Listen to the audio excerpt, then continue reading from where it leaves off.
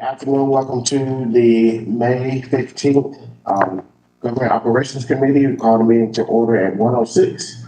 And we have a long agenda today. We got two topics that we're going to cover.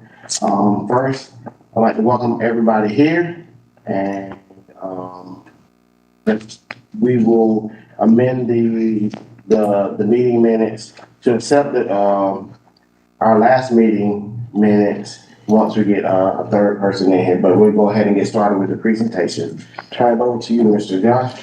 Yes, GOC, good to be here. We're excited to talk about both topics. First, we're going to talk about inclusive ACC Gov facilities. And so today, like last meeting, we've got a number of staff who are going to be participating, but we're going to start with the presentation that Cynthia's pulling up. And I just want to thank Micah Nix, our inclusion fellow, and Todd and Emily from Park Planning as well. Emily's a Park Planner too, and Todd's the Park Planning Coordinator. And so we just appreciate all the work they put into this, and they're going to be presenting this today. And we've got some questions within the presentation that we really need y'all's feedback so that we can go and start developing a potential policy and bring data back to y'all so you can make decisions related to this one. So with that, I'm going to kick it to Micah. Thank you, Josh. So first we'll start basically just kind of a refresher on the legislation that we talked about last week, or last month with ADA, and then also kind of introducing ABA. And then we'll finish off with talking about gender neutral bathrooms and what that could look like for Athens.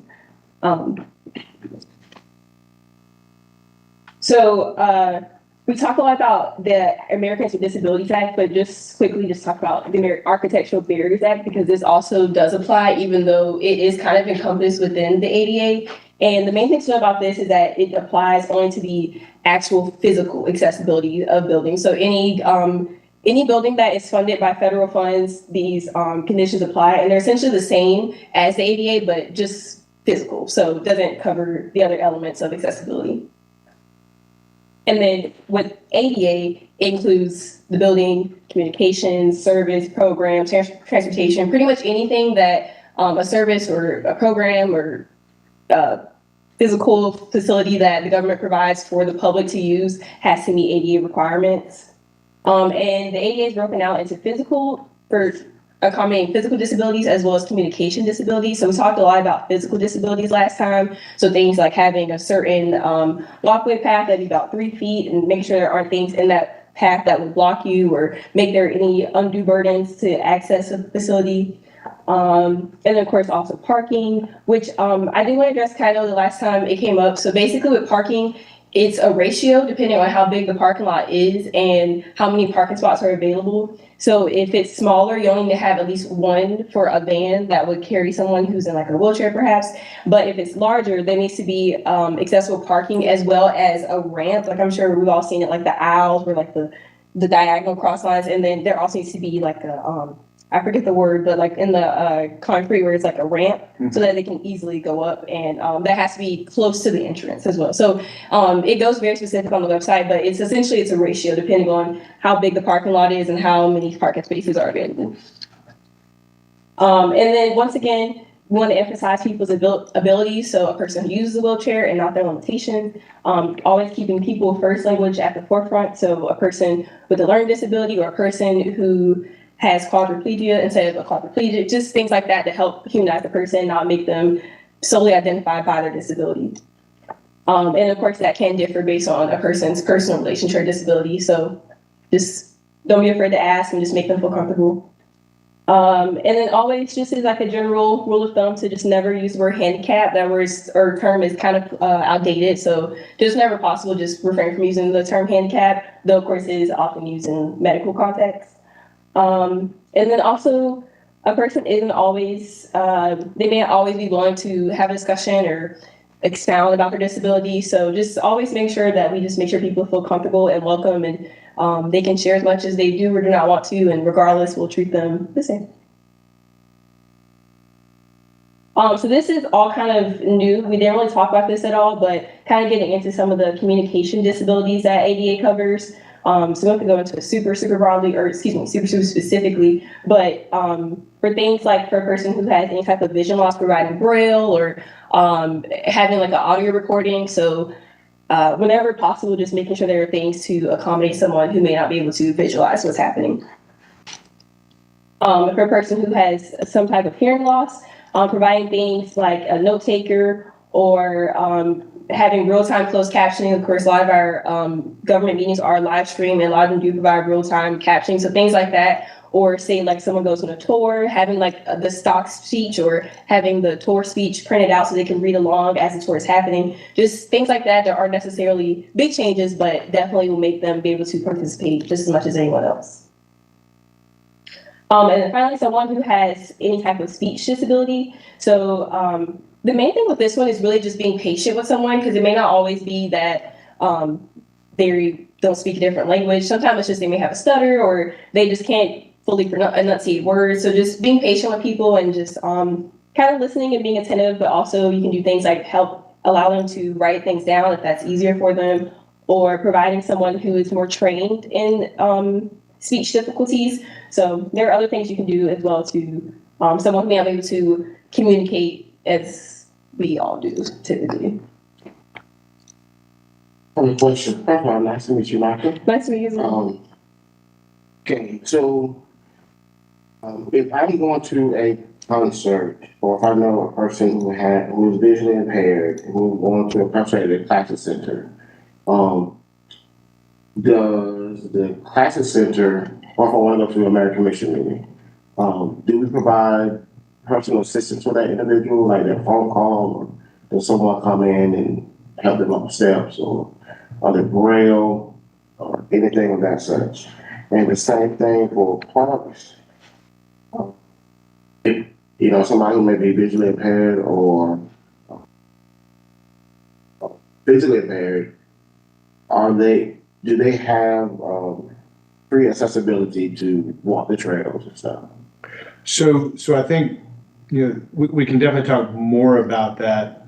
I think what we've discovered as we've been talking, and Micah, as she prepared for the presentation, when we had our internal staff meetings, trails did come up, right? And so what we're trying to do with this presentation is share all the different things we need to think about. Okay. So is a trail a facility or not? It's a park, right? So then how would somebody find that trail, and then how would they navigate the trail system, the park system? So you asked really good questions. I think we did talk a little bit about wayfinding. I think Emily and Todd brought that up on the trails and how somebody would navigate that, whether there's Braille on the signs we have. I can't answer that question. I don't know if you all can. There's definitely not now, but then it's also the question that we posed was, is that helpful? Is that useful to have Braille if you are visually impaired, then would you know that there's a sign to direct you? The questions that we were posing, so we would need to look more into that. Okay. Yeah. Wait till the presentation over to ask questions? No. So I think, so those questions are fair. What I would say is, in terms of the Classic Center, you know, we'd have to ask, but I think the heart of your question is how do we help residents when they come into our facilities, right? And what does that look like? And I think we can talk more about that, but we just would need to ask some questions in the Classic Center and our Leader Services Department. What we tried to do as staff as we prepared for this was put ourselves in these shoes and think about it in City Hall, right? Dr. Epstein didn't know if there was Braille on the signs in City Hall, and you can't see it unless you get up on it. And there are, on the small signs, there is Braille. But how would somebody know where that sign is? How would they navigate around it? That's a really good question to consider. But that's all part of this, is how do we make our facilities open, accessible, and how do we help people navigate around the buildings themselves or the parks when they're there? And so that's why we want to talk about universal design, because universal design is a vehicle to do that beyond ADA. So universal design and the components of it will help us think differently as we apply it to our facilities. And that's kind of where we're going with this presentation today, Chair. So I think your questions are great, but that's why we need universal design. Okay, and for the new people, the statement, we just got started. So Thank you for being here. Good to have you. Can I also say too, on that note, actually in the appendix, it's more like I try to break down all of the ADA as much as I can, as much as it applies to local government. But another good point to make is that they have a big focus on reasonable modifications or accommodations. So if we're not necessarily able to always have someone on hand who knows American Sign Language, just in the moment, just figure out, like, it's just, if there's a crowd of 500 people and there's one person that in that moment has to be accommodated for whatever reason, just doing what we can to help that one person. So it doesn't necessarily have to be always an ongoing thing, just making sure that people are able to access that service. And we're trying to delineate between facilities and operations, right? So GOC is focused on facilities, but just as an example in operations, transit at the multimodal center, there's a number of residents who do sign. And so there are staff who have picked up sign and understand how to figure out if somebody is looking for help in a respectful way. And so staff are training themselves in sign language there because there's a need.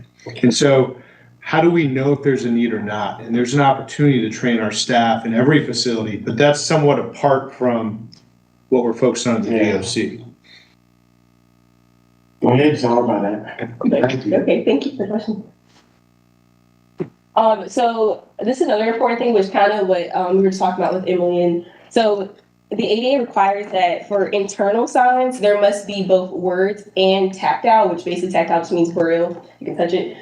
So it definitely specifies how they must look, the proportions of the letters to the size, the proportion of letters to the braille, the proportion of letters to the pictogram. So it gets very, very specific. And that's kind of what Josh talked about too with the braille. You can't see it unless you're up on it. That does not meet ADA. ADA has a big focus on contrast, so that it's easily visible from a distance. And you shouldn't have to go searching for it. It should be like when you come into a room, you can easily see, oh, that's a sign directing me to that place. And then that's just like a visual to show you just kind of those specifics again, where you see the pictogram and then you have the sign where the letters must be all caps. They must be a certain distance apart. They must be a certain font. They can't have like the special like serifs or anything. And then the braille has to be a certain size. And then of course, anytime you see that sign, you know that should be the international symbol for accessibility.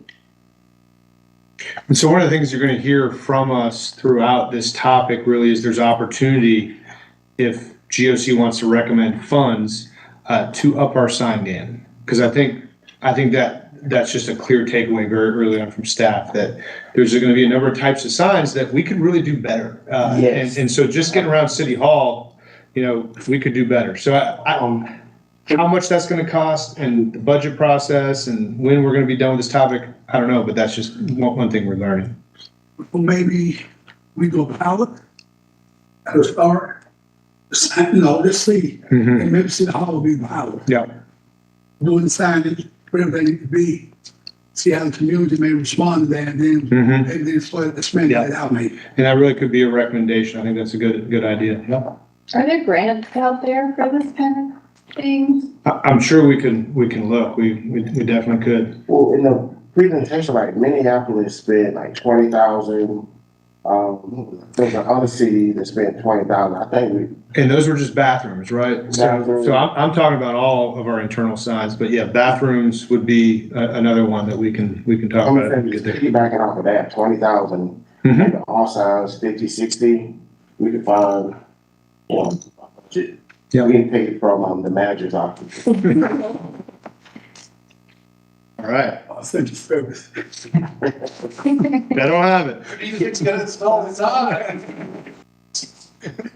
And that's just a specific list, because the main places where it's required is anywhere that's a permanent fixture that's directing you somewhere, either to enter or to exit. So, like your bathrooms, a conference room, parking. So that one is external, but I thought was worth mentioning. So outside, you only have to have the sign. It doesn't have to have braille or anything like that, but it has to be, of course, much larger. And that's where you typically see the blue and white contrast.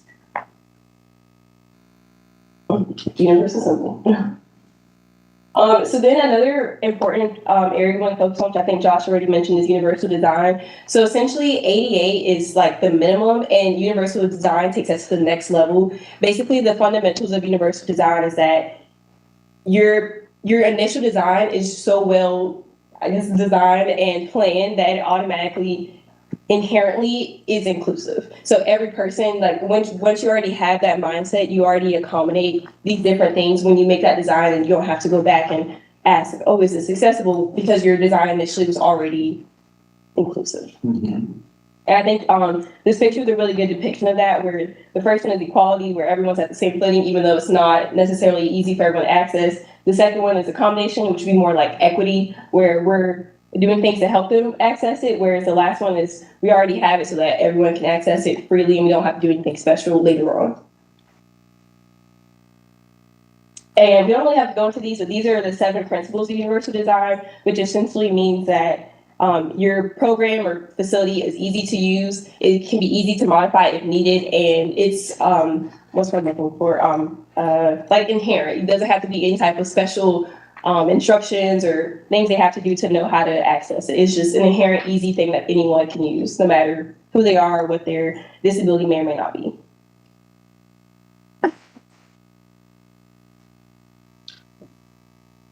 And this is just I thought just like a good example. This is actually from a case in the United Kingdom where a company had outside consultants come in and evaluate their website to accommodate the demographics of the UK. So 6 million people were dyslexic, over 33% were over the age of 50, and 1.5 million lacked basic language skills. So of course, all these factors can hinder someone from fully accessing their website. So they had someone come in. They also had people with these different identities come in and try to use the website, and then they adjusted accordingly. So we've talked a lot about facilities and programs, but I think another important element is to look at maybe how we do things technologically as we are in the age of the internet. So considering how people access information and how they access their government. So I thought this was a really powerful example as well to show that when we're using universal design principles in all aspects. It just is better for everyone, and it helps everyone live more happily and more freely to the best of their potential.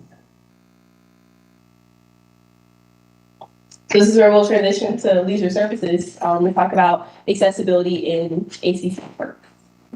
So most of our facilities are older facilities, and so a lot of them have some grandfathered in ADA elements to them. Some of the newer parks are being designed in compliance more with ADA, but we're also looking at US Forest Service standards as well to help us guide us on our trail design and that kind of stuff. And so like ADA says 3 foot clear trails for trail access with 60-foot wide passing, and that complies with ADA.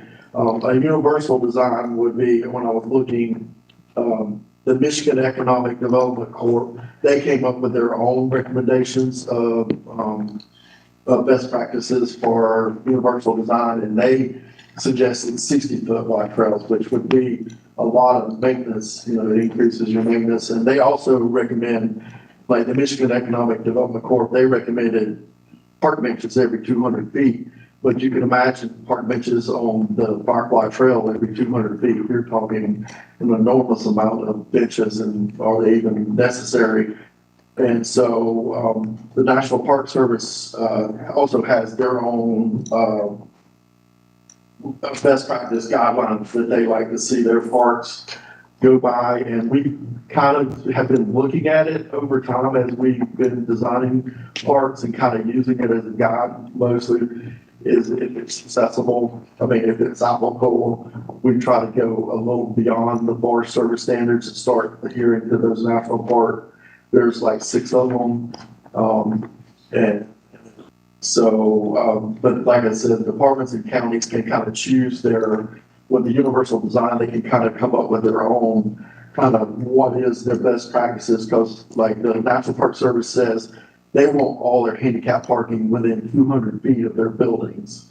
And so that's, most of that facility, they want universal access through their building. So they want everybody to come to their park and get in the parking lot and go through their building the same way, because ADA would allow you to potentially have someone access from the side. And whereas Universal asks that you try to, everybody goes in the front door pretty much. And then they also look at like no steps in their buildings at the entry points to national parks projects is one of their, and so, but then like the Michigan Economic Development Corps, they go above and beyond on ADA parking. They want to see standard ADA is an ADA 8-foot parking stall and an 8-foot aisle for van accessibility.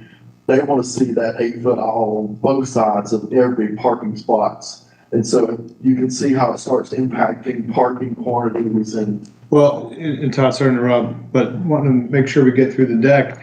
I think the important thing about this now is kind of remembering where this all started for the GOC. So the first thing that was assigned was related to inclusive parks, and then facilities was added, and then bathrooms was added.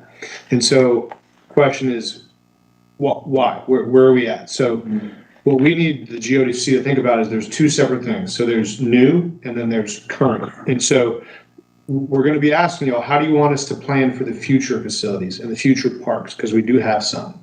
And that's might be different than if, how do you want us to approach the current facilities and parks? And so, parking is one of those things for future facilities. For current facilities, we kind of got what we got unless we start realigning parking. So just to kind of get back to this, what Todd and Emily have done is they picked a park to kind of walk us through to think about it, one that's of recent mind because we have been talking a lot about Memorial Park recently. Yeah, and so Memorial, basically right now, it has lack of accessible route from the main rec hall. Let's see, it doesn't work. From way over here. Maybe not. You can come up front. Come on.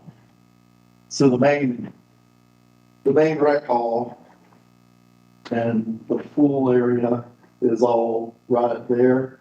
And to get down, for the summer campers to get down to the playground, there's no accessible route to get down there to the playground is one example.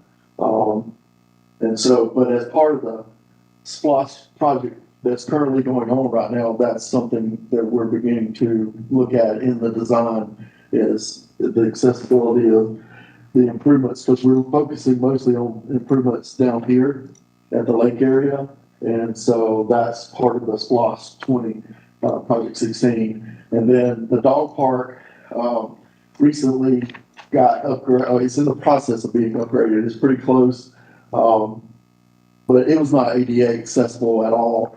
It had 15% slopes leading up to the dog park, and in the dog park up to 15%. And, ADA max is 8% slope. So the dog park was not accessible. And so as part of the sewer upgrades, when public utilities graded it out, they made it more accessible. The switchback ramp and all the access, so it will now be accessible. So the next slide. And then the zoo currently it's a future project. It's a project 21 of SPLOST 2020. But again, that's one of those things where the handicap parking is right here. But if you had to go to the restroom, you would have to drive back all the way around to get to this restroom, because this slope right here is 10% plus. And so it makes it a challenge. Some people can actually make the 10%, but for a wheelchair, you're beginning to really push the limits. And especially if you have somebody pushing you, you might consider 10% back up to the restroom. But part of the zoo improvements will include restrooms and some more accessibility in the zoo. So. And then currently what we are doing is we're doing a benchmark review of the ACC parks to evaluate what improvements can be made using the National Park Service 6 best practice as a kind of a benchmark to do. And then I would turn it over to Emily to talk about some of the survey work that she's working on. Yeah, I don't know, Ralph, did you include the NPS Universal Design Form in that list of documents? So in the email I sent everybody, yeah. Yeah, so it's kind of documented, it's kind of like a series of checklists, and what I did in that first link is I put it into Survey 123, so it's easy for us to kind of collect data, while we're out and about, but it basically just goes through a list of items of, does this particular area of the facility meet certain standards? And, kind of what Todd has been saying is that, universal design is this broad list of guidelines, and then, different places have interpreted that differently. And so what we're doing now with this survey is hopefully comparing all of our facilities to this guideline. And then we see the gaps between how our parks actually are and how universal design would have to be. We can start to decide, where do we want to bridge that gap, and where do we think it's okay for us to make smaller adjustments. It is yeah. Do you have a question? Yeah, so it says, will evaluate outdoor recreation facility, but not indoor facility. So the National Park Service, so that particular form, it is specific to parks and outdoor facilities. It does ask about, can you move through the facility easily? And so that would include indoor, but it doesn't ask questions like, I guess in that particular form, it doesn't ask questions about, like, when you were in interspace, is the counter a certain amount of feet from the hallway or whatever? Yeah, sort of height. And that would be there. I mean, there is a list that does ask those questions, but it's talking about how you navigate through the outdoor recreation areas. And then the other form that I made is specific to restrooms, and it does ask questions like that. So obviously that's an indoor facility where it's like, how wide is the door? How far away from the sink is, like, you have your radius. If you have a wheelchair, you need it to time. So, we started collecting it. I think we're gonna take a pause I think we're gonna start back up in June was the plan. Just kind of going through each of our facilities and trying to fill out a survey for every single one of them. So hopefully when we be back up in August, we'll be able to kind of present that data to you guys and see where are our facilities in comparison with national park standards. Yeah. And then this is another example of what, so to give y'all some thought, there are some things to think about is, so right now we're, designing a playground at the, Sandy Creek Park. The goal for that one is to be basically 100% accessible design. ADA requirement is only a third of the ground elements have to be accessible. And half of the elevated elements are accessible. And so we had recently had in our mind and thought, well, maybe for the next playground after this one, we would go to a 50% accessible of the elements and be a little bit higher than ADA, but then that's where we're almost looking for y'all for some best practice standards of accessibility. And accessibility more is it's not necessarily, it's a surface that you roll across, because the mulch is considered accessible, but as the mulch moves and shifts, it becomes less accessible. And so we're looking at a tile, a poured in place, artificial turf-like materials that would make it accessible to each structure. The mulch has the highest fall rating surface. And so that's at the World of Wonder, that's the reason you got a 30-foot slide. And we got 12 to 15 inches of mulch below it, because the fall ratio for mulch is higher than basically an artificial turf. Mm-hmm. So What about those rubber mats that you see in like McDonald's playground and other places like that, gymnasiums? that's something we would look at as well, because we have them at WOW around the big spinner at World of Wonder at Southeast. It has those rubber mats and everything, but they still don't have is from what I understood and it's been years since we did that World of Wonder. Back then I understood the fall rating for mulch was the highest, and I don't know if it's 24 feet for the tile and 30 feet for the mulch or what. But that's as I understood, that was the reason we kept mulch around that mortar tower. Also, like, if I was in a walker, wouldn't mulch be more cumbersome? Yes, and so that's where that you can create routes. And so basically you can have a tile route to the object that you're trying to get to play on, like a slide, and you can still have mulch, a combination of the two. And that and that way, because that the tiles do get hotter ambient temperature wise in the summer. And so you kind of give them a balance of, heat and not heat areas where, to walk on, because, it just naturally will be a little warmer. And I think the important thing with this slide is we're doing some work in this area. We're going to learn a lot about it. And we're going to learn about the different potential aspects that we could put into a playground. However, we also don't know the cost of making these changes. And so that's something that we need to consider as we develop a policy, and know that, what we are thinking about is increasing the cost, and that's okay. But it's hard to do that when you really don't know what the cost is going to be. So it's a balance. Right now, we're playing around Sandy Creek, and it's costing, if you do everything we want, would be 3 times our budget. Right. And so that's where we have to kind of give and take a little bit. Yeah. And then our takeaways is what universal design practices, requirements should we adopt for our facilities? And then how should we move forward with new facilities, upgrades, renovations to old facilities? And then you also have historic buildings and landmark museum buildings that you still have to account for. That's a little special compared to just upgrade and standards. Yeah, so before we move to bathrooms, we want to just ask you all these questions, because I know at the end of the day, we're going to talk about logistics, but I don't know if we're going to be in June or July. So as staff, if we're going to bring a draft potential policy back, we really need to understand from y'all first kind of answers to these 2 questions. And so if y'all want to spend a little time talking about this today, we can, or we can have, maybe have this discussion next meeting. I just wanted to make sure y'all knew kind of the big questions that staff had in order to inform that. We're going to need to better understand where y'all are at with what it is. That's what I mentioned earlier.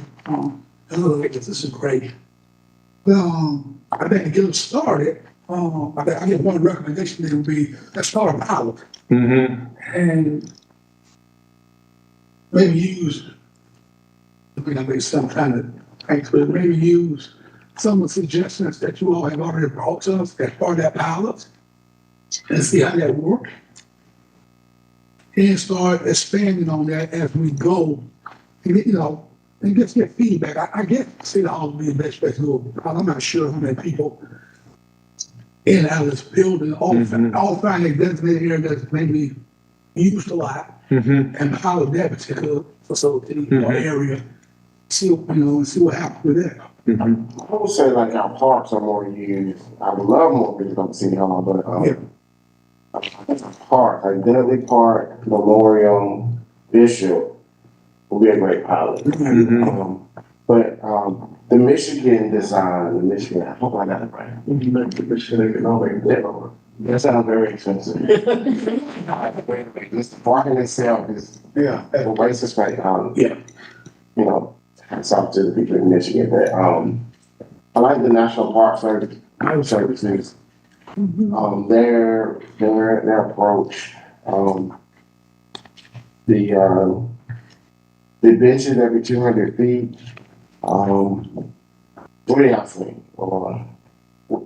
I think it depends on the facility. If you have like a heavily used kind of in-town park, it certainly makes sense. But like you said, the Firefly Trail or along the Greenway, where those are more transportation corridors, maybe not so much. What's the standard now for a park?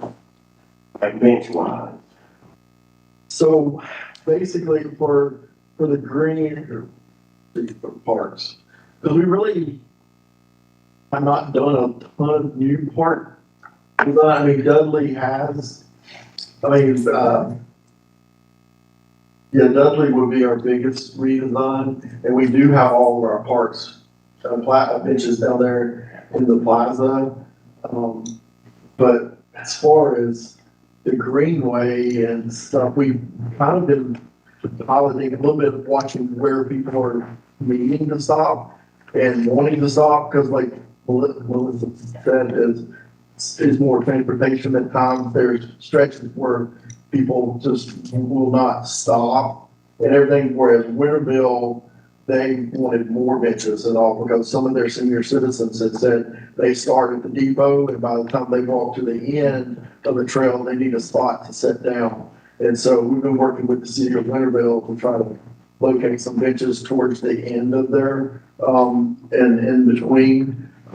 So that one gets more in the, probably the quarter mile range. So next meeting, we can bring back some of our current standards. Because I'm thinking for Athens-Clarke Park, from the walking trail to the World of Wonder, where the dog park is, there's this little wooded, unpaved path, Mhm. whatever.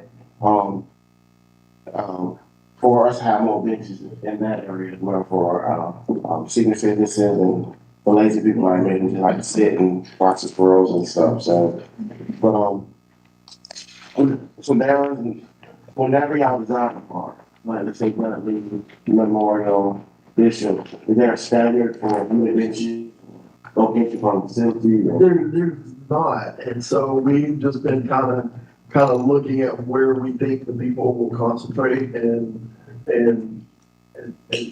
with our trail staff and also with the facility staff too.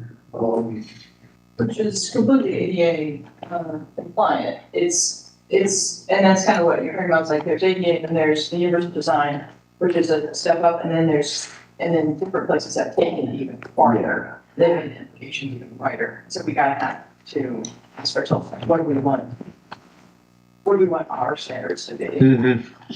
Yep, and that's where we're heading to with this item in GOC is, putting that on paper. And maybe trying to pilot to inform that first and then coming back. But yeah, I think those are all good ideas. So, speaking of transportation corridors, like one thing I've noticed is that our signal buttons at our intersections are not always ADA accessible. Like now that I ride a scooter everywhere, so I have to hop up on a curb to hit a signal, and a lot of times there's like a chunk of like rutted mud between the sidewalk and the button. And if I were in a wheelchair or even in like a knee scooter or something, I won't know how I'd push that button. I mean, half the time I just hit my kickstand and walk a few feet. Mm-hmm. So you can see how we've got this set up as current and future facilities. So that's something we're going to be thinking about as well. So we'll have these questions ready for next meeting if y'all want, and we can talk more about it. But we probably should, due to time, move to the next section.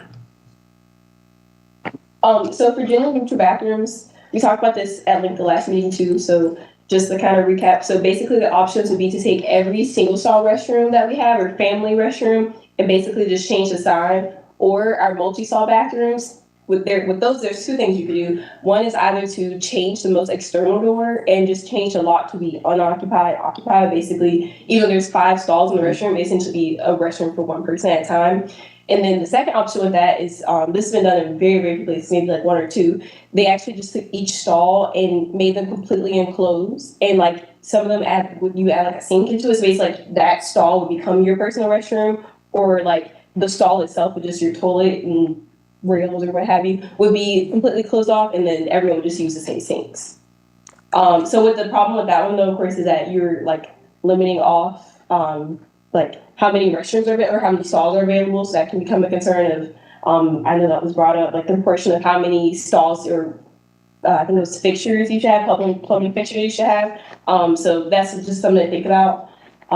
Yeah. So last meeting And the cost.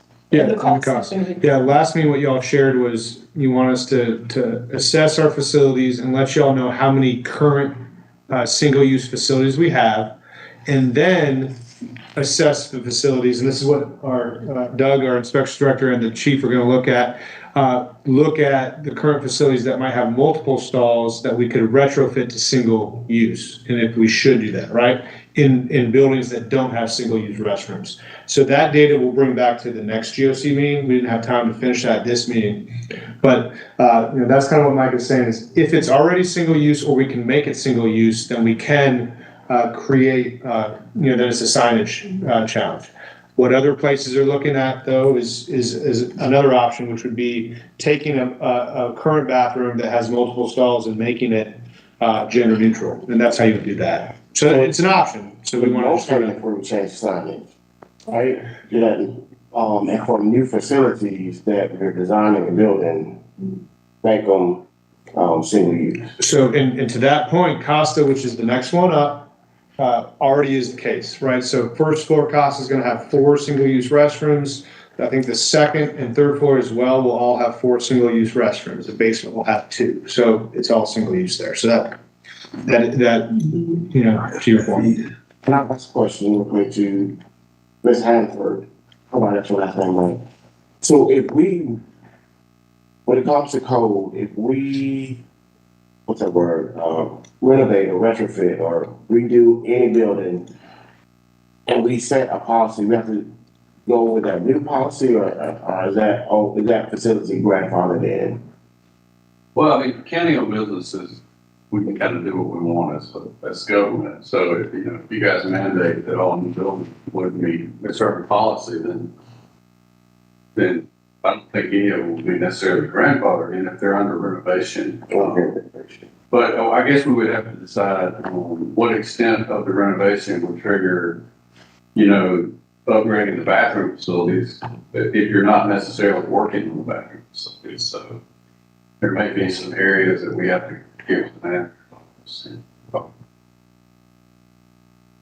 Does that answer the question? Yes, thank you. So when we're talking about retrofitting existing facilities that don't have a family restroom that could serve as a gender neutral restroom, you mentioned enclosed stalls, with a sink in each stall.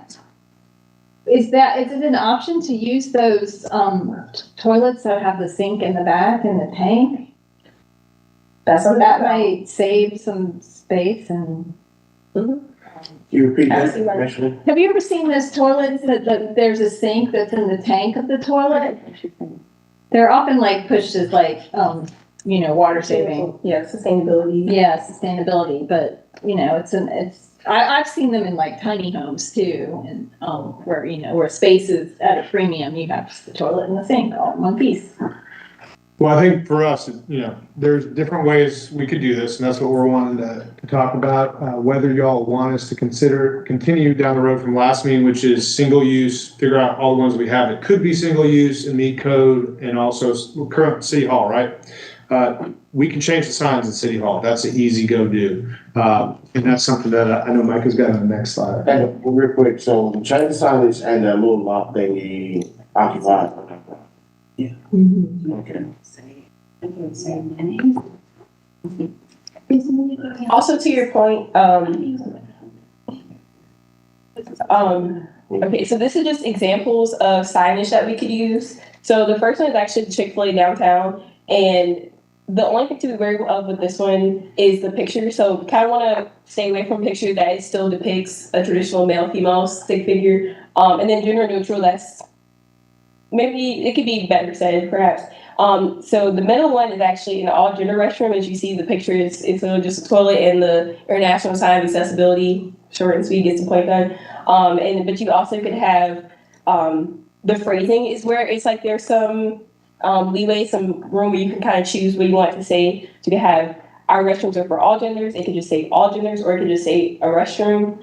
And of course, there are more elaborate examples as well, where you can have a whole description basically explaining that we respect your diversity. You feel welcome. This restroom is for anyone who'd like to use it. So we were kind of talking earlier, and we kind of all decided that we personally think the best or what we recommend would probably be where a restaurant says either all gender or all gender restroom with that picture in the middle, with just the toilet and the international sign of accessibility. But also to your question earlier, Chair, in the appendix as well, there's a list. I kind of try to find every example. So could you please next slide for me, please, Susan? So, in the appendix, I think it just says, local ordinances related to gender, restrooms, and it kind of goes specifics of how they did that. So whether or not they changed like the plumbing codes and like how it relates to their local businesses, because some of them, depending on their state laws, they're able to actually mandate that every public business does it as well. So any place, basically use the kind of the loophole of if the public accesses your private business, therefore it's a public service. That differs based on the state laws, whereas we're in Georgia, so that we weren't able to do it necessarily. So some other states or other cities in these states, they would encourage public businesses. They give them like incentives somehow. So that it does kind of go into detail a little more about that in that document, if that's helpful for you. But can you go back to that previous slide? Yeah. We updated that, but. Yeah, sorry, we noticed, yeah, we needed another sign. as Would well. restroom be offensive? Just using restroom? Just as an example, so that if you go to Dudley, which is one of the most recent single use we built, I think y'all said it just says restroom. So yes, that's an option. Just from DEI, that, No, I mean, and if you just use restroom, I don't think it would, I don't see any type of exclusive nature to just saying restroom. Restroom is a little bit more inclusive. I think that would be the best option, not to just specify gender on there. Sitting. I want to suggest that any policy that we do come up with as it works its way through the system, it should probably go before the Human Relations Council. You know, you have a diverse group of citizens that probably have a lot more insight into these things than some of us. Yeah, I'm glad you brought that up. So again, this has been a long winding road, this topic. So it's 2 years old, right? So this is how these things work. So I just want to explain that to everybody watching. So this was assigned 2 years ago related to a park. And so then when we said, well, we're going to look at parks, we should look at facilities as well. I think everybody understands that, yeah, it would make sense for the HRC to look at this. But when the HRC hadn't looked at it in a timely manner for a couple of the commissioners, they encouraged it to be added to this item and talked to the mayor about adding it to this item.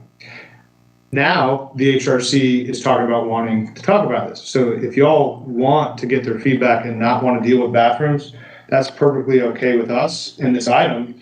And you can wait till the HRC looks at it. That's up to y'all.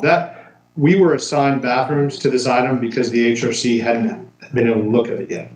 But we have no problem. with the GOC analysis of government making, policy making bodies, I don't mind getting input from HRC, but we haven't started down this path, so. Yeah. So along those lines, what we can do is we can present y'all's recommendation for feedback to them as well, and then bring their feedback back in August. I mean, I don't want to slow this down, and I want everybody to have an opportunity, I just to your think point. it's really important that they see Yeah. it. I mean, we created the citizen bodies for specifically these issues, and you know, I feel like they're a more accurate representation of the diversity of our community. Elps, you're a part of that committee, right? Yes, on the So, staff okay, liaison. so you sit at this table as well, right? Yeah. Okay, so we got you. There we go. Yes. Pressure. Right.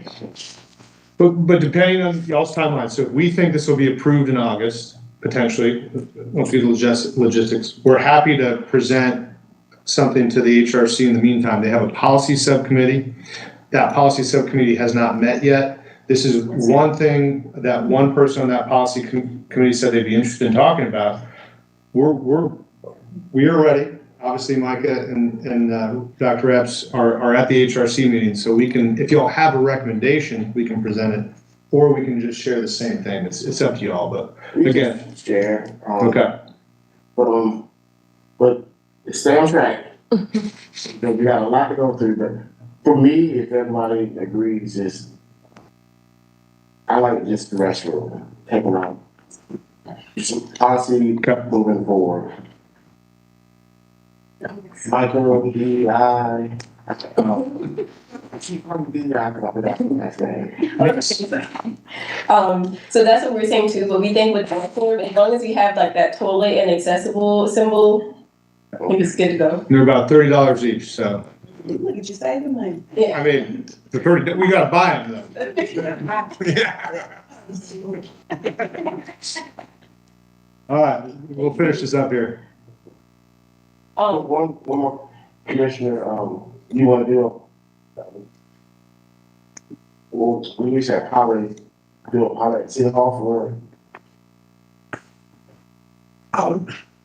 for the bathroom, or do you go? Well, yeah, the bathroom is fine. I mean, that's right, yeah, Okay. that's fine, yeah.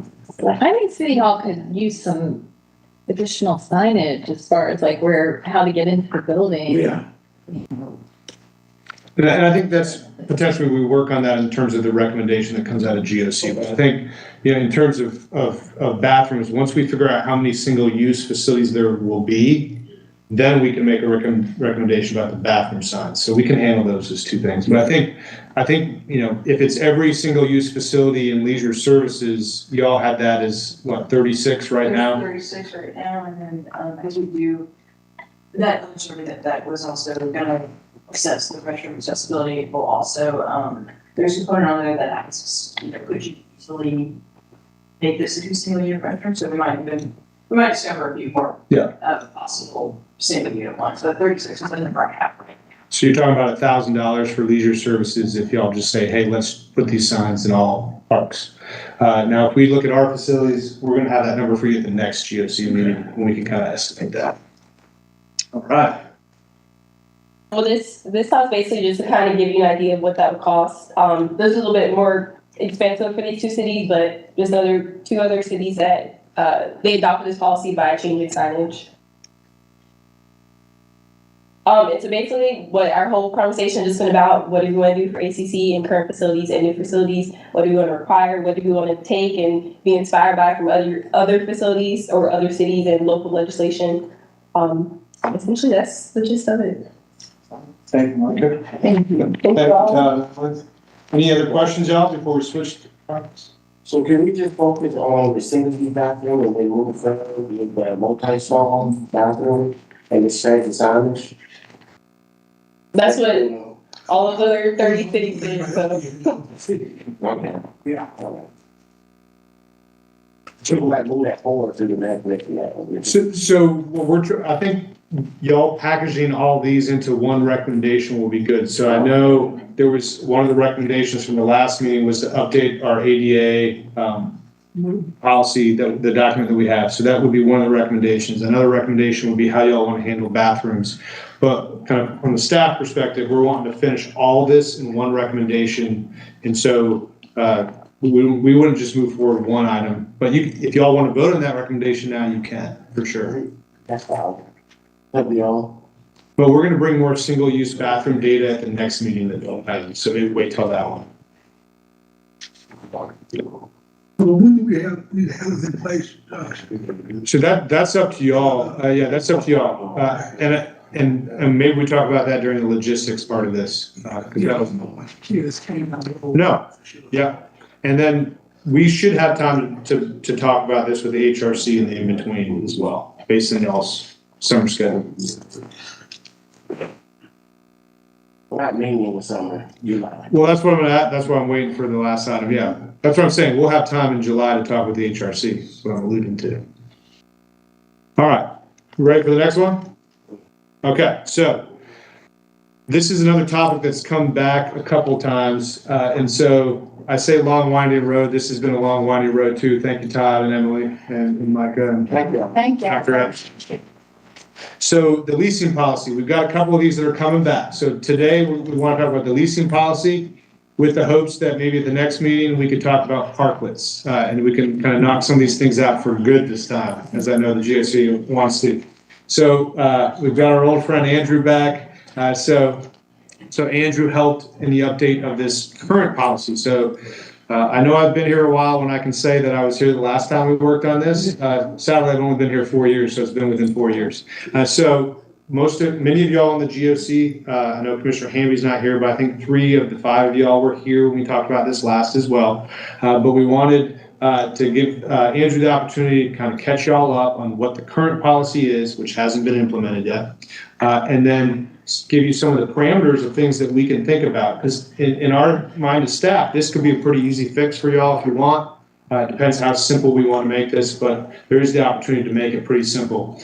So with that, I'm going to kick it to our Central Service Director, Andrew Saunders, and we can talk through it with y'all. Sure. So real quick history. This originally came to committee when there was concerns about disparities within the leases between entities that were led by African-American leadership versus others in town. And as we dove into that data, the answer was, yeah, sort of. I don't think it was ever intentional, but if you looked, Athens-Clarke County was far more likely to charge a lease to African-American and minority nonprofit.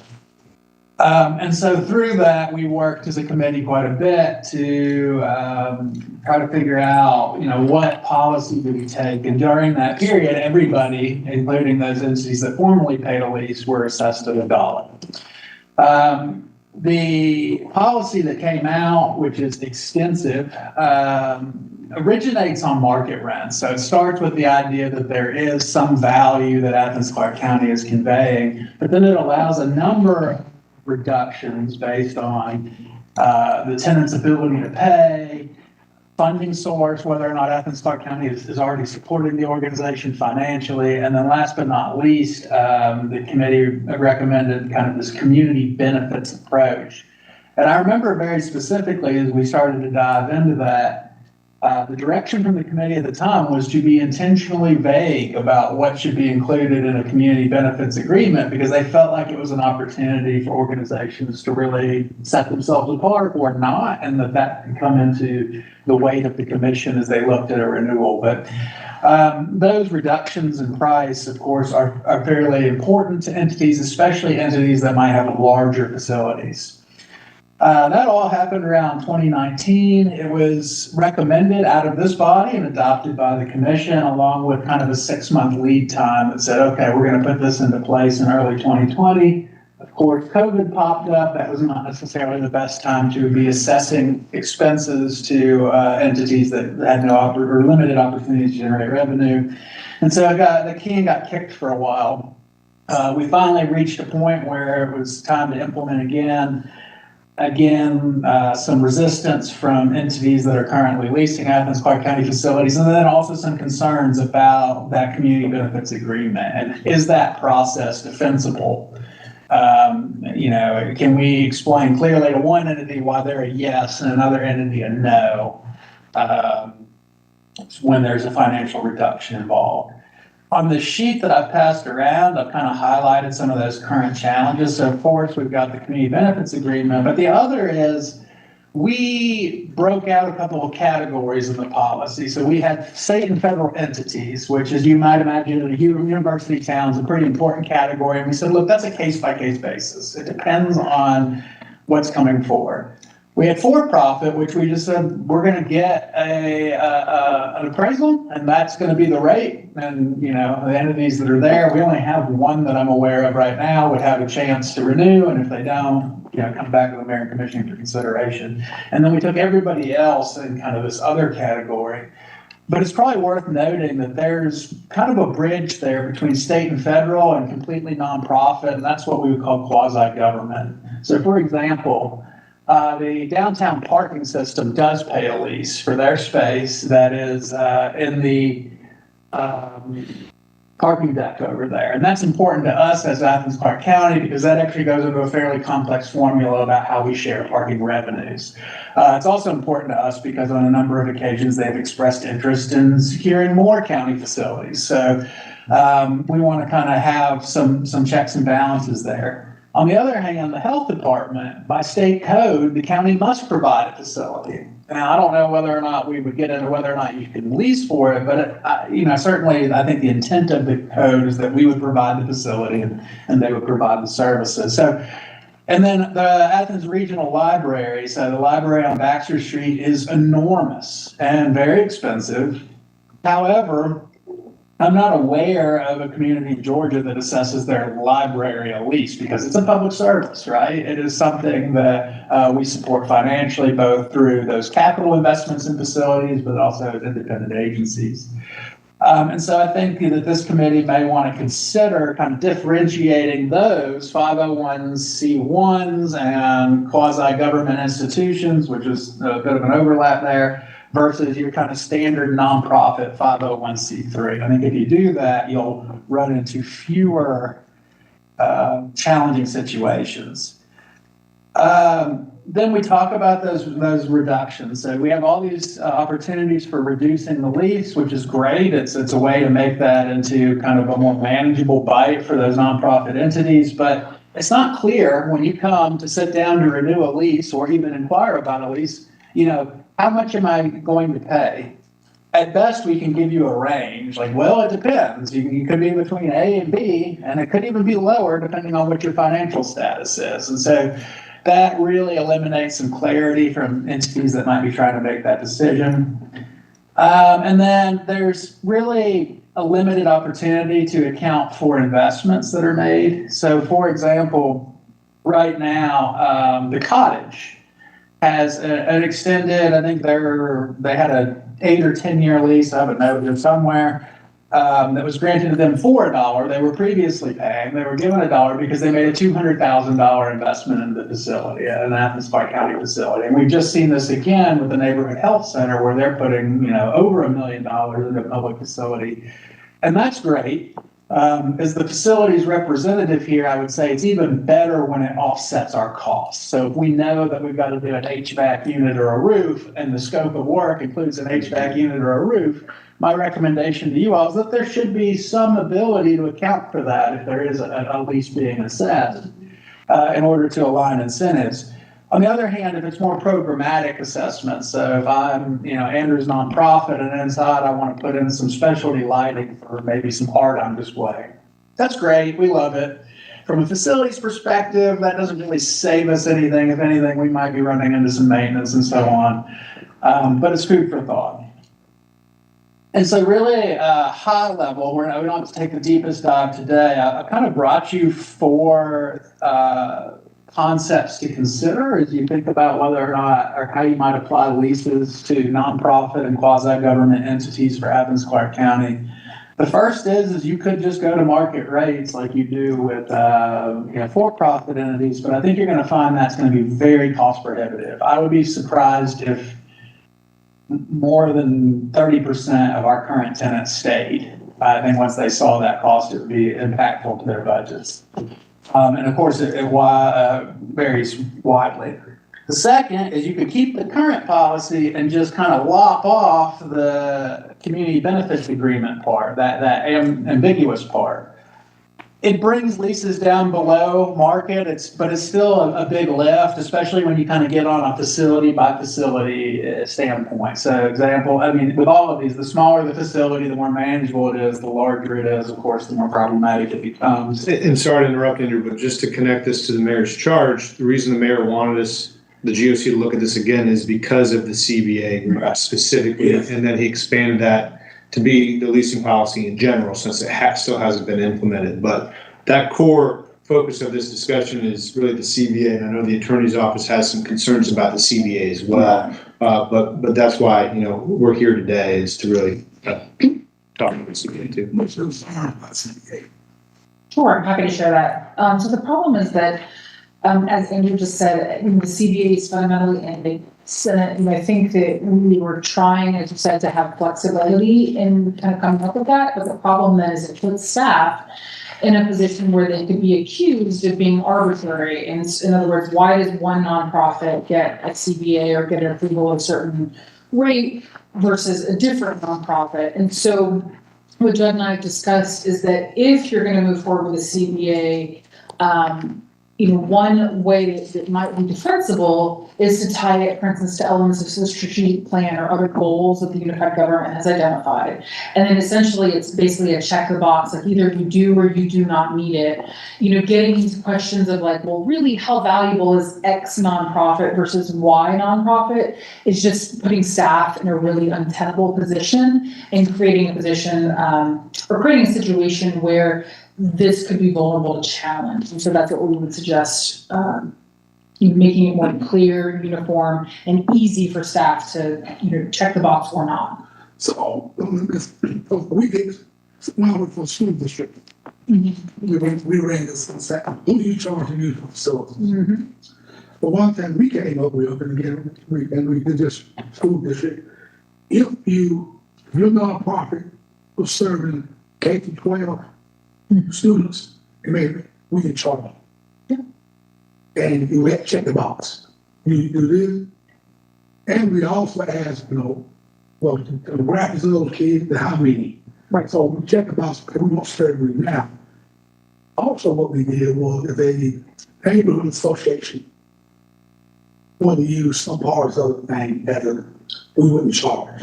Mm-hmm. Now, if you came in, was having the best offer around, that all over the state, and you making money, then we charge. So I guess I say all that. Some nonprofits use things and they make money, and all of them nonprofit. Mm-hmm. And you figure out who benefiting from the nonprofit or the services that you're providing. So we may try to look at that a little bit and see that might work. Again, all our tax dollars help with stuff like that. I get that, but I know it's hard to sort of determine who should charge and who should not charge. I mean, maybe it would be helpful if we took a look at the school district's policy and. So if I could just respond really quickly to that, because I think that's a really good example. The key there, though, is you've got a very targeted population, so it makes it really easy to justify that, whereas we obviously we don't. And the problem then becomes you can't target, or at least I would argue you shouldn't target a population based on set class or race, gender, age, all of those things. So to be clear, not that you couldn't, provide services for youth, that's not what I'm trying to say, but what I wouldn't want to see is a policy that says we're going to give this to nonprofits that serve a minority population, but not to nonprofits that don't serve a minority population. I think that's where you could get an allegation that there's, like, for instance, racial discrimination. Well, could you say just youth though? Could we just say, okay, if you serve youth, just young people. Maybe we say K through 8 or K through 8, K through 12. Right. Could that pass the muster, I guess? Could it pass muster? So I think at a baseline, younger age is not a protected class. So it's like great when you hit 40.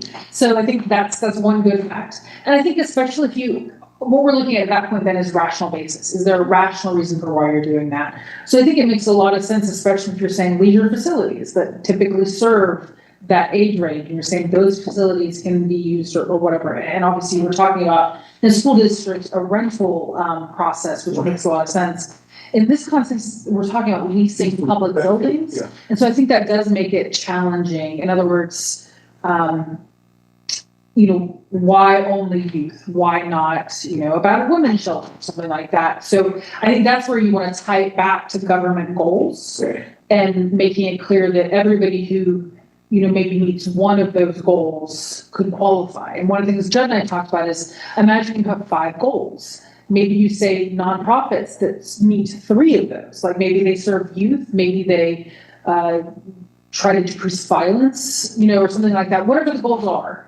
That might be a way to separate out the nonprofits in a way that's fair. You just might want to avoid preferencing one type over the other unless it's very clearly related to governmental goals. Okay. Hope that helps. Wouldn't it just be easier, because people lease our facilities broad, just get rid of CDA? And that's basically what's proposed in item 2. What it's going to result in is higher lease rates. Now, you could still modify your base rates lower, right? You just say, basically assume everybody gets a CBA benefit of some account.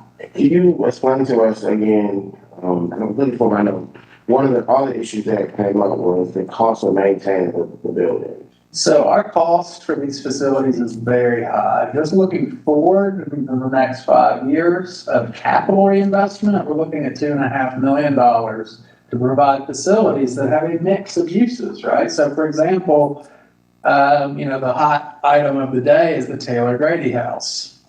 The county has some benefits from owning the Taylor Grady House, but they're maybe not as significant as those investments that are made in the library or parks or elsewhere. The other thing is that we also have annual costs that are associated. So most of these facilities get landscape maintenance. They should, almost all, if not all of them, have facility maintenance. Janitorial is an exception. We usually put that on them, but okay. There are the insurance benefits as well. Right. Should an incident occur, where do you work? Right, as we've seen recently. So, that's, if you wanted to recover costs, you would go to market rate. But again, you would, if you go market rate, you're very unlikely to have a thriving nonprofit service provider in the space. So I know that one kind of issue we ran into was, facilities that were built for the specific purpose of the entity that had been historically leasing them, like the Town and Gown, from what we discovered in the aftermath was the history of that property was that it was given to the county for the specific purpose of having that theater built on it, and the theater was actually built with private funds, is that correct? It was. A developer built it with the commitment that the county would make it first available to Town and Gown. Two, I think, important points. One is, I don't know that the government of the past could make a perpetual agreement of that nature. Like, are we going to still be doing free Town and Gown lease in 2100? And then secondly, even under the application of the leasing policy, it was still being made first available. They had first opportunity to decide whether or not they would like to have the lease of the space. Mm-hmm. We can pull some specific numbers for Town and Gown, but again, that's a site where we're making these investments. If this body or the commission just seems to think that that's unfair, I would suggest maybe separating that site off, seeing if we can subdivide it and just say, okay, it's yours again. Yeah, I mean, I'm wondering if that's one of those cases where you grant them a lease for the dirt, a ground lease, and they're actually like maintaining ownership of the building. I would give you a mixed opinion on dirt leases. So in some places I'd be like, great, get it out of our hair. We don't want it, and I don't have much hair left to give. The second would be, they can be a double-edged sword where a dirt lease, they may not have incentives to provide maintenance at the same level the government would. And so at the end of that lease period, we are returned an asset that is in disrepair. And there's still not only that capital cost, but maybe that capital cost plus to get it back to a county facility. So when we do dirt leases, I think we need to be very careful, and maybe we do look at the origin, of if it was given to the county. I mean, can you do a dirt lease with a caveat that, the building has to be maintained to a certain standard, like annual inspection or something? I mean, I think we could at least prescribe cycles for capital, which is how we manage ours. And then I think to be fair to our parties, we don't always meet our own capital cycle, so we would have to say like, okay, so we might be looking at 15 years on carpet, but the reality is that we're funding the carpet about every 18 years and being able to provide that flexibility. Can we start the discussion? Oh, you got your hand up. I just want to provide some clarity, but I realized Commissioner Fisher walked out, so maybe can we come back to mine? Yeah. Is it appropriate to start the discussion that doing away with giving Town and Gown to the Town and Gown Association and just releasing ACC from that property? Well, then maybe I should just go ahead and share my comment if I can. I just want to read this part from the original minutes for back when this happened. It says, that, this is the part where Andrew referencing them having first priority. And what it says that this stipulation would not limit the building to town and gowners' use, but merely assure that they are privileged to use the building for their regular scheduled performances, which take place 5 or 6 times a year.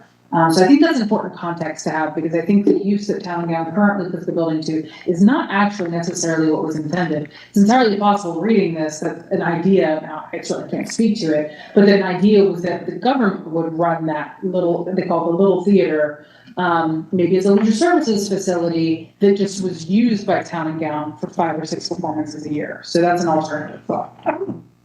That's how I always envisioned it was a leisure service building, and they were outside the space for performances. So, I mean, that is the baseline I think that you could go back to. Leisure Services isn't here, so I won't speak too broadly for them. I'm there to say that they don't currently have programming in that space, and I couldn't tell you what it would take to do that. Yeah. The other thing is that by having a lease, town and gown has rights of exclusivity that maybe don't exist as if you were going to use the Morton Theater. So, for example, they can set their ticket prices. They can decide how many times they're going to run a show and on what nights. They can decide if they want to do dinner in the garden. Those are all great privileges that probably don't transfer over if it becomes a county facility that you kind of have first rights for 5 or 6 times a year. And I will say we got less than 10 minutes, and I know y'all need to talk logistics, so I don't know if we need to zero in on just town and gown today. Yeah, I think it would be better to talk about the ideas, because I'm in agreement that the CBA, it just isn't something we need to be doing, from a staff perspective.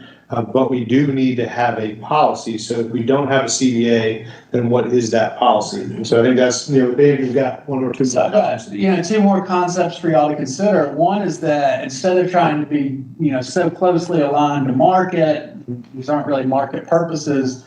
The Mayor Commission can consider just a tiered leasing structure that everybody pays, or every nonprofit pays, or however you'd like to slice and dice it, where you just kind of have that small, medium, large rate that would then be in the annual fee schedule and could be adjusted as your body sees fit. Certainly that is probably, it treats everybody on the same plane. There's no complication about knowing what you're going to pay and when. We wouldn't get full cost recovery or anywhere close to it, but it does keep skin in the game, because if we go to item 4, which is where we've been, everybody's $1. Worry about a number of things, including the surging demand for county facilities for non-county uses. That every time we have any space that, isn't immediately used, there's going to be some interest, because that's a sweetheart deal to get a county facility for $1. And I'll just say from a legal perspective, we have concerns about continuing that, because it opens the argument that it's a gratuity, no legal gratuity. Now, could we say we're getting enough services out of, a nonprofit that it isn't a gratuity? Possibly, but it's a much riskier argument. Right. Yeah, I think it's too. You said that I understand the need for a CBA, but can we have that discussion amongst the colleagues? So the CBA was done it was done to provide the community a benefit. If you did X, Y, and Z. So I get it from the government standpoint, the legal standpoint, it's very confusing, and we set it up to be vague because we want some lead or some room for leeway.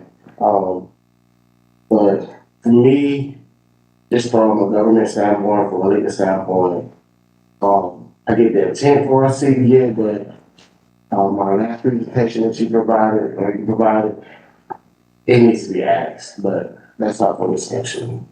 So my concern about eliminating the CBA is, like you said, these are facilities that are much in demand. Like, who wouldn't want to set up in Taylor Grady House? But, without the CBA, you can have nonprofit entities kind of masquerading what's effectively a social club. and so I feel like the CBA is an effective tool to determine the true community benefit that's taking place in this really valuable facility. So if I can speak to that, I can give you, Judd did a lot of looking for examples, and we haven't found anything that is perfect by any stretch of imagination. But the city of Fort Myers, what they do is that, looking at city benefit, they say, point blank, the organization must be able to show a clear demonstration of public benefit and provision of direct services to the residents of the city of Fort Myers. And they must be able to demonstrate a need for their programs or activities. Now, like how they do that, I could reach out to them to figure out if there's a form or check boxes. But I think what Judd and I would say is that it's not necessarily impossible to have a city benefit, but we'd have to be very specific as to what those are. And then you still have the question of, what happens if someone is masquerading? In other words, if someone says, oh, I do X, Y, and Z thing, but there's how do we even prove that they do, or that there's a real benefit to the community? Yeah, I think how we do that, how we used to get around, are they charging the participator? Mm-hmm. And where are those profits going? Right. And that's how we sort of got around the school system. See, okay, you're saying you're a nonprofit, because I ran the program, people get so mad at me. I was like, okay, you're saying you're a nonprofit, but then you're charging each kid $100, or each family $100 to participate. So where's the benefit for those young people? Yeah. So we sort of look at that and see why they're charging. They get the checkbox, or they're trying to participate. Yeah, and I think what I would say is, do we need a CBA? Well, these are all political decisions. And so the challenge with this policy is it puts staff in the position to say whether it was a community benefit or not. And it did it in a way that was open-ended, to your point, Commissioner Davenport. So if it's gonna be a political decision and y'all are gonna decide at the end of the day, what nonprofits in the building anyways, then are y'all not making that community benefit decision when you approve a lease for a nonprofit? Can I get what I'm saying? So I would say that's a reason you don't really need a CBA, because at the end of the day, y'all are deciding who's in these 19 buildings anyways. But I'm convinced though, I like what Sherry was saying, the checkbox though. I like, I mean, so fair quality. I get it, but if we have a box they check it, and say, are these things being provided to the community? So I think we could still have that level of accountability built into the leasing renewal process that comes before the mayor and commission. I think what I'm hearing is that you would divorce financial benefit from that. So we could ask, are you charging for services? How many entities are being served? What types of programs? And then that would just be an attachment that is shared with you all as you make that decision, kind of that gut reaction to community benefit, which is somewhat what happened before. However, when you have a lease reduction to it, then it's... And the fundamental thing that we're trying to do is avoid any risk that we could be accused of being arbitrary and capricious. So in many respects, there's a lot of value, honestly, in having staff check boxes for you, but then staff need to be in a position where it's very clearly yes or no. And so even though I feel bad that I've suggested this checkbox proposal, because I think it's certainly possible, the problem though is that it becomes very complex. So even in that example you just gave, well, there may be free services that are available, or there may not. What if we get to a situation where a nonprofit is clearly a good nonprofit, they're doing a lot of great work, but they do charge for their services because their services are really expensive, then they're going to get excluded from that. It's very hard to think about all of the possibilities. And so that would take I would advise that would need a really, really careful vetting process. And I can certainly reach out to Fort Myers and see what they do. I want to know what they do. I like to Yeah, I mean, I know there's some indicators out there where you hear about all the time, like this nonprofit raises this much money, but they pay their executive that, where is the balance between the money that's raised that actually goes to the community versus the money that's raised that's going to just support the entity? Yeah. So what I'm hearing, Sharon Hines, could you look into Fort Myers? And, Sure. Um, We'll see if we can grab some others in. but also, Mr. Simon brought out something about not clear on how much the rate is, you know, it's a range from A to B. Will a CBA eliminate the CBA or modify the CBA? Not entirely, because there's still, two other tenant-based provisions. So one is ability to pay. The opinion of the former body that if, you know, just because maybe you're a newer or smaller nonprofit, you shouldn't be precluded from having access to public space. And so, in that case, rent was never gonna be more than 25% of your historical income or your projected income with some verifications coming forward. The other was, sorry, I can't, public, what are we calling that stuff in the budget? Sorry. Oh, whether you Independent receive, agency yeah, funding. whether you receive money, Right. which is getting ready to change next year. Right. So, And so I think, again, maybe at least my intent behind independent agency is, yes, there's an efficiency, right, of money going back and forth. Why are we gonna give you 500,000 if you're gonna give us 30,000 back? So there's that simple nature. But the other thing is that when we talk about quasi-government versus 501c3, the independent agencies, there is a lot of funding that goes to quasi-government. So we do financially support the library, and we financially support other entities. And so I think if you all were to make a decision that says, okay, quasi-government's its own animal, let's focus on nonprofits where this problem originated, well, then maybe having the independent agency funding then is not a big deal. And then also, if it is re-envisioned, I might have independent agency funding for 3 years because I'm knocking it out of the park on youth stuff. And that's where the commission has said that they would like to invest these public funds over the coming 3 years. And then 3 years after that, it might be domestic and interpersonal violence. And I'm not in that space. So now is my rent going to automatically tick up? Because the other thing that I would encourage you to be careful about is anybody, but especially resource limited nonprofits, will reinvent themselves to be the person you need them to be if there's a financial incentive. I've seen this in HCD. I've also seen it on grants committees. I'm over here and I am doing, you know, cat rescue, but there's this youth thing. So all of a sudden I'm a cat rescue at this youth development. No, just stay true to who you are, right? And so, but that becomes difficult to quantify because sometimes nonprofits do evolve for very important reasons. They see the need of the community and they're moving to meet it. We just want to make sure that we don't bait the hook to incentivize them to evolve in ways that don't make sense or meet the needs of the community. Go ahead. Clean liquor work. it's a complex policy.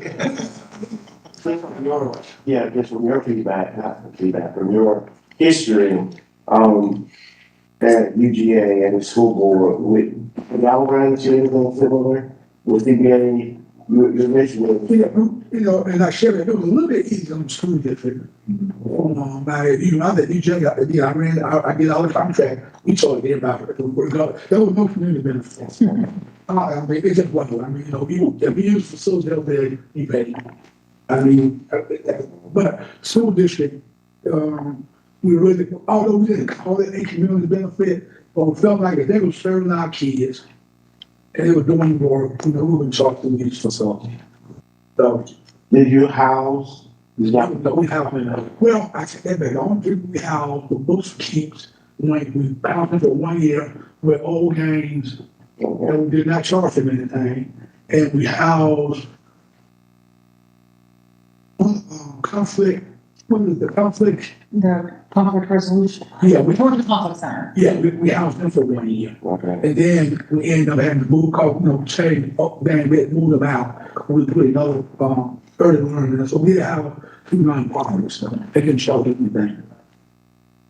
So I think if y'all just consider the current leases we have and you think about what would the community benefits agreement say to cover all of these 19 buildings, I think that might be a good exercise for y'all because it's very complicated and they all do very different things. Right. Of the 19th? We can give you the list for sure, yeah. But we can definitely, but this body get started with just removing the quasi, right, from the CBAs. I would recommend to you that we add quasi-government to the state and federal, which allows the manager to make recommendations to you on a case-by-case basis. And the reason why I say case-by-case, again, as example, ADDA, I would not recommend to you to set them at $1 a year. They're generating a lot of revenue on our behalf that we could otherwise generate if we had to. And so that's a little different than the library or the health department. It's why this thing's so complicated. The other recommendation I have for you, at least as far as these concepts, is to take a deeper dive on number 2 and number 3. I like them. So if you'd like, I could bring that back to you next time and actually break it out between, these independent agency and quasi-government versus nonprofit, and you can actually see how those numbers fall. I would, Listen, I'm like that. If I'm looking at this, if I was in Andrew's vision, my number 3 was the best. That's my. It might be, and then bring those back to them, just take a look at how it breaks down. And number 3, that flat rate by tier might be best. And then they'll have all the facilities, so you have that as well. And we can get feedback from Fort Myers as well, or other cities. Yeah, I'm definitely leaning towards number 3, and I would like to address the idea of the origins of some of these properties. And if they have some clear intended origins to serve a specific function in a specific entity, is there some legal kind of, accountability there? Like, I know County Gown was threatening to sue us because they felt like that property was designated for them, and I kind of feel like they might have a case. I'm a lawyer. All right. Well, I think that's it then. Oh, we finished about 6 minutes late, but. The logistics of The minutes, also the minutes. Oh, the minutes. Minutes, yeah. I like motion to approve the March, April meeting minutes. Second. Oh, You make a motion. so moved. All right, on the favor say aye. Aye. Okay, I will, also we need to discuss, meeting times as well. So, as of now, 1 o'clock Monday is only the only day that truly works for me, because every other Tuesday I have to work. We're kind of short staffed on my day job, but, So Mondays and Wednesdays are typically impossible for me. Like, the only reason I'm able to be here now is because I have to run a graduation event on Friday, so I took my Monday hours on Friday. So yeah, I'm typically obligated to be in the front office of the philosophy department on Monday and Wednesday afternoon. On Monday, Mondays and Wednesdays. for discussion on the floor, Now, I will say that the next Monday that we were scheduled is the Juneteenth holiday, so I don't know what y'all are planning for June and July, but the 19th won't work because the government's bugs, yeah. and the mayor commission is off in July, Yeah. so I was recommend that we Definitely. don't meet. maybe July. Don't meet in July. The nice break for staff and for us. But Tuesday, for me, I recommend 4 o'clock, maybe Tuesdays. That's even better for me. Like, later in the afternoon is better. Your kids. See, sometimes 5:30. That's too much.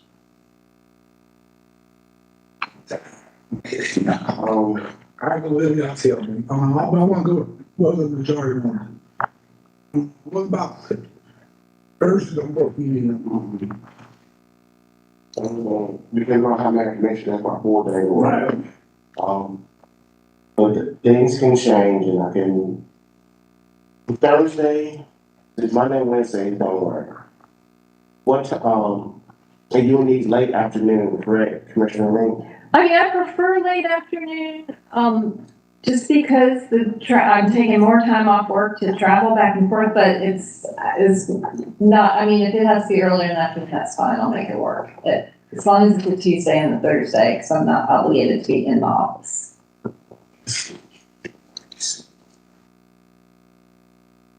You know, and we used to get doing.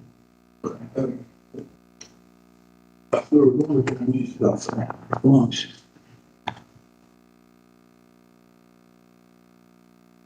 It was June 13th.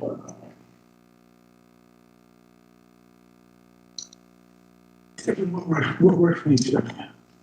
Mondays. And Wednesdays. I wouldn't even try. What's best for me,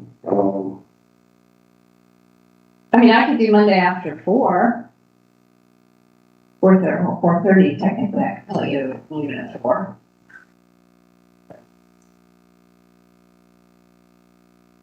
Is it just this, or do we not consider staff? Well, hey, we used to do night. It's been great being in the afternoon, but staff will be here when you all are available, so. I mean, traditionally it was Thursdays that we had committee meetings, Thursdays at 5, which also helped allow the public to be able to attend. Like, I have concerns about having daytime meetings where it's really hard for members of the public to attend. I think the LRC meets in the middle of the day too, though. Yeah. yeah, it's pretty much 1 o'clock. I know, well, you know, I watch Atlanta, and these other counties, they do in the day. They, you know, do all the meetings at night and do it in the middle of the day. Yeah, because everything's electronic now, that people can watch them from their homes, and we're about feedback. Can we do a dual poll? What do you want to consider? So Thursdays, Thursday in the afternoon, evening. Monday, of course, on 1.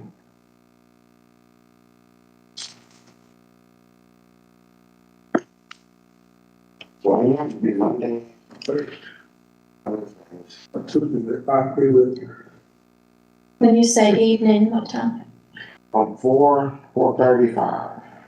4:30? Mm-hmm.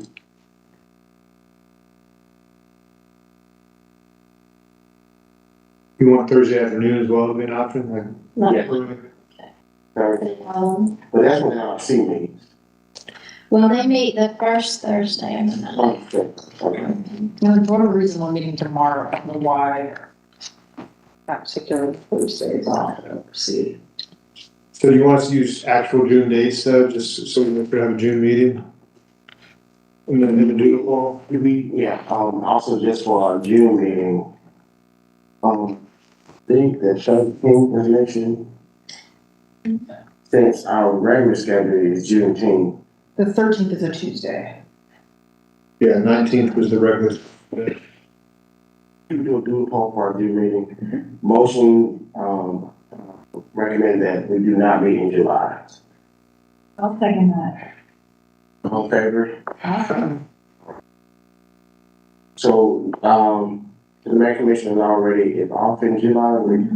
All committees that I'm on, they are requesting July off too, because people take vacations, kids are out, blah, blah.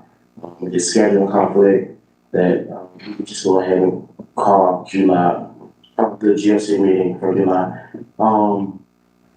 Another thing that I'd like to put on the next month's agenda is Peace Call. I think we're finally at the end of that. We need to go ahead and move that to full Mayor Commission.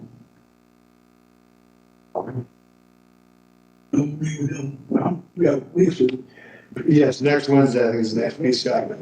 Yeah, the 24th, I think is the next Peace Scott.